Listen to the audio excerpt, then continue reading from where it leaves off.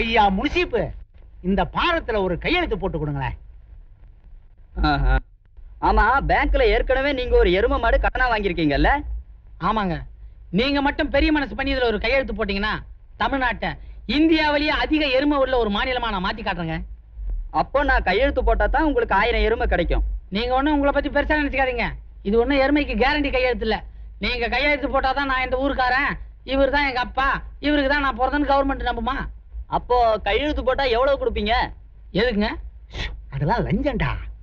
நீ எங்க அப்பான்னு சொல்றதுக்கு நான் இவருக்கு லஞ்சம் கொடுக்கணுமா? எவ்வளவு சார்? அப்போ 100 ரூபா கொடு. இவர் எங்க சித்தப்பான்னு எழுதி கொடுத்துருங்க. ஏன்? என்கிட்ட 75 ரூபா தாங்க இருக்கு. டேய் சுமார் இன்னும் 25 ரூபா குறைச்சு 50 ரூபா கொடுத்துன்னு வச்சுக்க, உன்னை மாமான்னு எழுதி கொடுத்துருவோம். பரவாயில்லையா? உன் பையன்ட்ட சொல்லுவே ரொம்ப பேசுறான். நீங்க மட்டும் ரொம்ப லஞ்சம் கேட்கலாம், நாங்க ரொம்ப பேசக்கூடாதா? அப்படிங்களா? இவரும் உங்க அப்பான்னு கையெழுத்து போட்டு தர முடியாது, பண்றத பண்ணியா? வாப்பா பக்கத்து ஊர் வியோ போய் பாப்போம். டேய், நாம இந்த ஊரு பக்கத்து ஊர் முனிசிப்பு கையெழுத்து போட்டா அது எப்படிடா செல்லும்? புரியாம பேசாத. இந்த ஆளோட பொண்டாட்டி பக்கத்து ஊர். இவங்கிட்ட கொடுக்குற 100 ரூபா கூட 50 ரூபா சேர்த்து 150 ரூபா அவங்கிட்ட கொடுத்துன்னு வச்சுக்க. இவன் பொண்டாட்டி ஏன் பொண்டாட்டின்னு அவன் எழுதி கொடுத்துறான். அதுக்கேண்டா அங்கே போவானே, அதே 150 ரூபா இவன்ட்ட கொடுத்தா இவன் கையெழுத்து போட்டு போறான். என்னடா சொன்ன? ஏய், 50 100 லஞ்சத்துக்கு அப்பா அம்மா மாத்திர நீ பொண்டாட்டி மாத்தினா கோவம் வருதா? தாசில்தார் ஆபீஸ், கலெக்டர் ஆபீஸ் எல்லாம் இருக்குடா, போய் வேடிக்கை பாரு. சீக்கிரமா துடுப்ப போடுங்க, வெண்ணெய் வியாபாரத்துக்கு போக லேட் ஆச்சு. ஏமா, அந்த எருமையோட நிக்கிறாரு, அவர்தான் பால் பாண்டி எம்ஏ, பால் பண்ண வைக்க போறாரு. ஓ, பாத்து இறங்குமா, வலிக்கு விழுந்துறாத. ஏங்க நீங்க எப்ப பால் பண்ண வைக்க போறீங்க? உங்களெல்லாம் பார்த்த உடனே எருமை பால் கறக்கவே வெக்கப்படுது. எருமையா வைக்கப்படுது? அது இல்லமா, நீங்க வெண்ணெய் வியாபாரம் பண்றீங்க, உங்களுக்கு தேவையான அளவு வெண்ணெய் கொடுக்க முடியலையே அப்படின்னு அந்த எருமை வெக்கப்படுது போட்டுருக்கு. எங்க எருமை எங்க கொண்டு போறீங்க? அக்கறைக்கு விக்கிறதுக்கு. விக்கிறதுக்கா?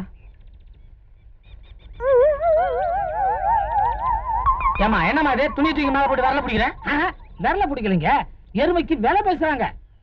என்ன விரல பிடிச்சா என்ன விலை எனக்கு எப்படியா தெரியும்? எந்த விரல பிடிக்கிறாங்கன்னு சொல்லுங்க, விலைய நான் சொல்றேன். நடு விரல பிடிச்சிருக்காங்க. நடு விரலா? அப்ப 400 ரூபா. இந்தாமா, இது கவர்மெண்ட் எருமை, கடன் கட்ட முடியாம தான் நானே சந்தைக்கு எடுத்து போறேன். நீ கொடுக்குற 400 ரூபா வட்டி கட்டவே போதா தெரியுமா? அண்ணே, நடு விரல விட்டுட்டு இப்ப கட்ட விரல பிடிச்சிட்டாங்க. கட்ட விரல பிடிக்கிறாங்களா? இது மாடு விவகாரம் இல்ல, இது ஒரு மாதிரியான விவகாரம். தப்பிச்சு போடுங்க.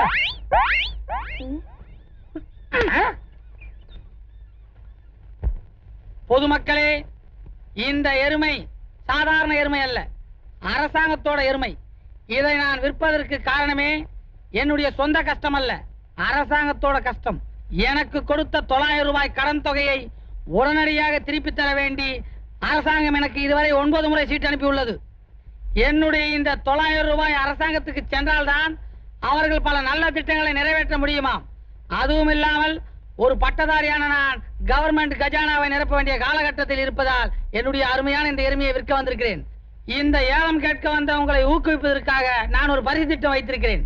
அதாவது யார் இந்த எருமையை அதிக விலைக்கு வாங்குகிறார்களோ அவருக்கு என்னுடைய இந்த பட்டமளிப்பு உடையை இனாமாக தர இருக்கிறேன். ஆரம்பிக்கலாமா? சீக்கிரம் முடிடா, பணத்தை வாங்கிட்டு போலாம். இந்த அருமையான எருமையின் குறைந்த விலை. நான் சொல்ற மாதிரி சரியா?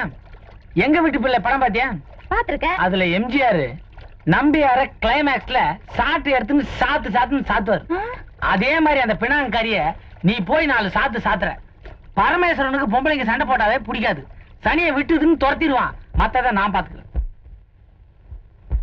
மலேசியா பினாங்கை சேர்ந்த செல்வி நந்தினி சக்கரவர்த்தி அவர்கள் தன்னுடைய 27வது பிறந்த நாளை தமிழ்நாடு சேலம் ஜில்லாவில் அவர் இருக்காரா?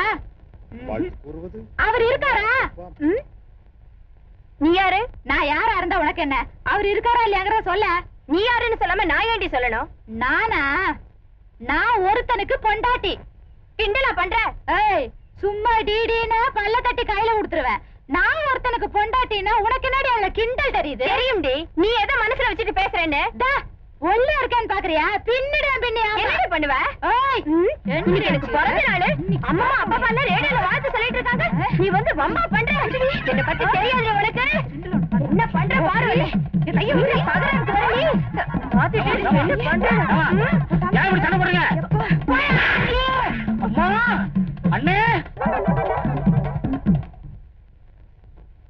செய்யறதையும் செஞ்சுட்டு கவுந்தா படுத்திருக்க.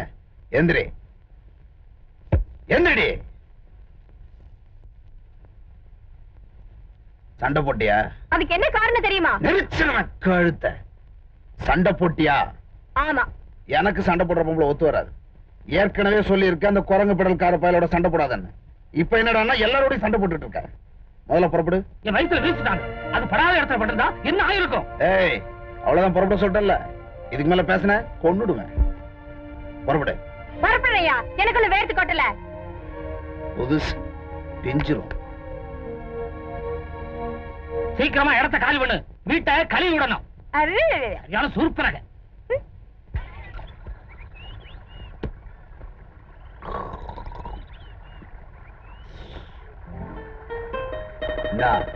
இன்னும் போலியா?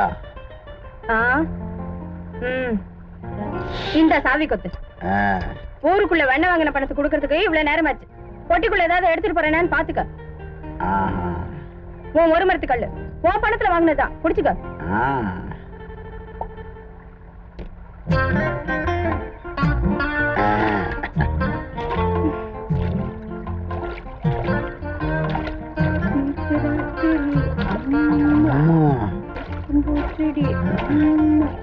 எனக்கு தண்ணினா ரொம்ப பிடிக்கும். எங்களுக்கு மட்டும் தண்ணி பிடிக்காதா? போதண்டி குளிச்சது. காவிரி ஆத்த கெடுக்க போற.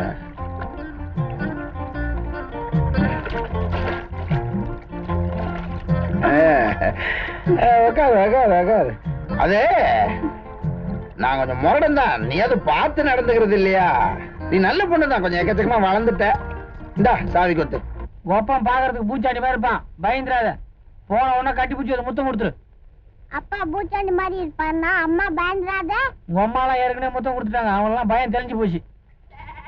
மாமா நீங்க சொன்ன மாதிரி அங்க யாரும் இருக்க மாட்டாங்களே. காலையில வரைக்கும் ஒரு சிவப்பு பூதம் இருந்துச்சு. அது நேரம் அங்க இருந்து போயிருக்கும். அந்த நம்பிக்கையில் தான் அவளை கூட்டு போறேன். ஒரு நல்ல பாட பாடு. தூண்டா மணி விளக்கே. அதே ஒப்பாரி பாட பாடிட்டு நம்ம ஜாலியா இருக்க வேணாமா? அப்ப சரி, ஒரு பினாங்கு பாட்டு பாடுறேன். போதும். உள்ள தமிழே ஒழுங்கா புரியல. இதுல பினாங்கு பாட்டு பாடுறியா? நல்ல மாவாட்டு ஒன்னு ஆட்டணும். எப்படி மையா அரைச்சிருக்கேன்ல? அட குடியா. குடியாவா? ஐயோ, புது ஐட்டம் நல்லாதான் இருக்கு. மன்னிச்சுங்க, தெரியாம பட்டுடுச்சு. தப்பா எடுத்துக்காதீங்க.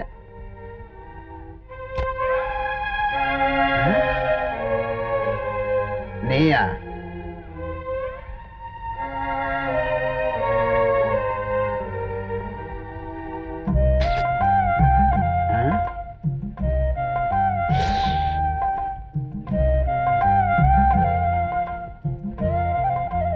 புது ஒப்பாரி பாட்டு கட்டுறதுக்கு அக்கா வாழ்ந்த ஞாபக சின்னங்கள்லாம் உதவுமேன்னு தம்பி கூப்பிட்டு வந்திருக்கா போல இருக்கு. வாங்க உள்ள வந்து பாருங்க. நாய் நல்லா வளர்ந்துருக்கு. ஒழுங்கா புடிட புரண்டிட போகுது. எல்லாம் பாண்டி, இது மட்டும்தான் புது சரக்கு. மத்ததெல்லாம் உங்க அக்கா வாழும் போதே இருந்ததுதான். கொண்டா நல்லா ஆட்டிருக்க மாவை. ஆமா, இது இட்லிக்கா தோசைக்கா? உனக்கு என்ன தெரிய போகுது? யாரு? பார்வதியா? ஆமா, உன் சீனியர். இப்பெல்லாம் மோர்பாளைய சந்தைக்கு நீ வரதே இல்லையா? தூண்டாமணி விளக்கே நீ பாடுவியே, ரொம்ப சோகமா இருக்கும். கேட்டா எனக்கே அழுகணும் போல இருக்கும். இங்க வந்து சோத்த போடுறே. நீ குடிச்சு முடிச்சிட்ட, சாப்பிட போற. நான் இன்னும் குடிக்கவே இல்லையே. பாட்டில்ல மீதி இருக்கிறத நான் குடிச்சிட்டு வரேன். நாம ரெண்டு பேரும் ஒண்ணா சாப்பிடுவோம். என்ன? இந்த சனியை எங்க இருந்து போயிருக்குன்ற நம்பிக்கையில தாங்க உங்ககிட்ட போய் சொல்லி கூட்டு வந்தேன். குழந்தைய உங்களையும் சேர்த்து பார்த்தானா புத்தி மாறுன்னு பார்த்தேன். அவன் இந்த ஜென்மத்துக்கு திருந்துற மாதிரி இல்லைங்க. அது என்னமோ தெரியலங்க. நல்லதுன்னு நான் எந்த விஷயம் செஞ்சாலும் இப்படிதான் ஆகுது. உங்க விஷயமும் இப்படிதான், இந்த எருமை பண்ணையும் இப்படிதான். புறப்படுங்க. உங்களை எங்க இருந்து கூட்டு வந்து நான் அங்கேயே கொண்டு போய் விட்டுறேன். நான் இங்கே இருக்கிறதா முடிவு பண்ணிட்டேன். ஏங்க, எனக்காக நீங்க எவ்வளவு செஞ்சிருக்கீங்க. இங்க இருக்கிற புறம்போக்கு நிலத்துல ஒரு கொட்டையை மட்டும் போட்டு கொடுத்துருப்பேன். இது எல்லாமே புறம்போக்கு தாங்க. என்னால கொட்டா மட்டும் தான் போட முடியும். பட்டா வாங்குறது உங்க கையில் தான் இருக்கு. அவன் ஏத்துக்குவான்ற நம்பிக்கையில இங்க தங்க போறீங்க. என்னமோ எனக்கு இங்க இருக்கணும்னு தோணுது.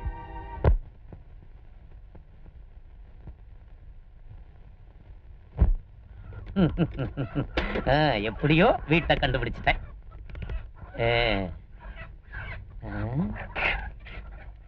வீட்டுல யாருமே இல்லை.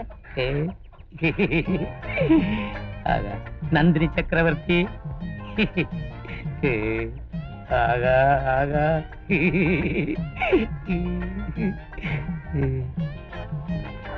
நந்தினி சக்கரவர்த்தி, இந்த சிவப்பு கோழிய உன் காலில் சமர்ப்பிக்கிறேன். உன் தலையில நான் தான் இந்த செம்பருத்தி பூவை வைப்பேன்.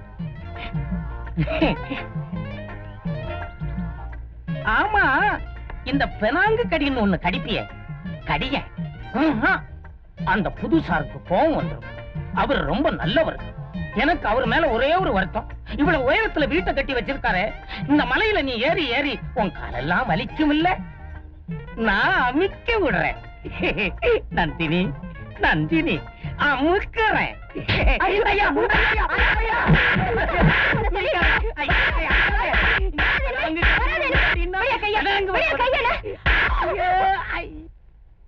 எப்ப பார்த்தாலும் பழைய புருஷன் என்ன தொந்தரவு பண்றா. நீ என்ன போட்டு அடிக்கிறீங்க? 1000 தான் இருந்தாலும் ஒரு பொம்பளை ஆம்பளை அடிக்கிறது தப்பு. இவனை விட்டுட்டு உன்னோட வந்து படிக்கிறேன். இவன் அடிக்கடி என்ன பார்க்க வந்தா நீ என்ன தப்பா நினைக்க மாட்ட? தப்பான எண்ணத்தோட வரல புதுசார். உன் முகத்தை பார்த்தாலே தெரியுதே. அதான் அவன் தப்பான எண்ணத்துல வரலன்னு சொல்லிட்டான்ல. இனிமேல் அவன் பழைய புருஷன் இல்ல, என் வீட்டு விருந்தாடி. போய் விஷயத்துக்கு ஏற்பாடு பண்ணு. இந்த சிரிப்பு முதல்ல நிறுத்து. அம்மா, ஐயோ, அம்மா. இந்த கோழி அவளுக்கு தானே, சிவப்பு கோழி. உருப்பிட மாட்டேன். அது கவனாட்டி தளர தளர ஊத்துறா. அவருக்கு ஊத்து. என்ன இது புது சரக்கு? நான் பார்த்ததே இல்ல. உனக்கு கடல் கடந்த பொம்பளைங்களோட எல்லாம் நெருக்கம், எனக்கு கடல் கடந்த ஆம்பளைங்களோட பழக்கம். அதான் இதெல்லாம். என்ன இதே இந்த கடி கடிக்கிறான்? ஆகா, என்ன இருந்தாலும் அவ கையால தொட்டது நல்லா தான் இருக்கு.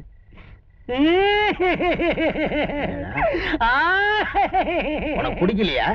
அது இல்ல சகல. சகலையா? ஐயா, ஒரு ரவுண்டு உள்ள போற உடனே இவரு உனக்கு சகலையா? சுமாரியா நீ? 1000 தான் இருந்தாலும் நந்தினி சக்கரவர்த்தியை நீங்க அடிச்சிருக்கப்படாது. நான்கு வெண்ண தேய்ச்சி வளர்ந்த உடம்பு.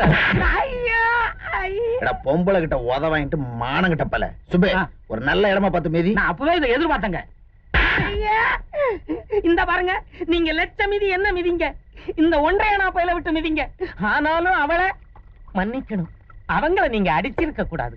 உன்னையெல்லாம் குதிரையை விட்டு மிதிக்க விடணையா? ஏன்டா இப்படி மடிக்கிற? அது என்னமோ தெரியலீங்க, அவங்கள பார்க்காம என்னால இருக்கவே முடியல.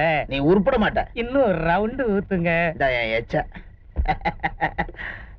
ஆமா, இப்ப என்ன தொழில் பண்ணிட்டு இருக்க? இவங்களை கட்டுறதுக்கு முன்னாடி கோழி வியாபாரம் பண்ணிட்டு இருந்தேன். இப்ப எதுவுமே செய்ய முடியல. ஏன் முட்டை வியாபாரம் பண்றது? சைக்கிள்ல அரைப்படல எப்படியா முட்டை வியாபாரம் பண்ண முடியும்? அப்பாடா, இந்த குரங்குபடல, இந்த பணத்தை வச்சுக்கிட்டு நல்ல தொழில் பண்ணி முன்னுக்கு வா. இவ்வளவு பார்க்க வராத, அப்பதான் நீ முன்னேறுவ. இல்லைன்னா உருப்பிட மாட்ட. நல்ல வார்த்தையை சொல்லி கொடுக்கப்படாது. இவ்வளவு பார்க்க வராதுன்னு சொல்றேன், அதை விட நல்ல வார்த்தை என்னையா இருக்கு?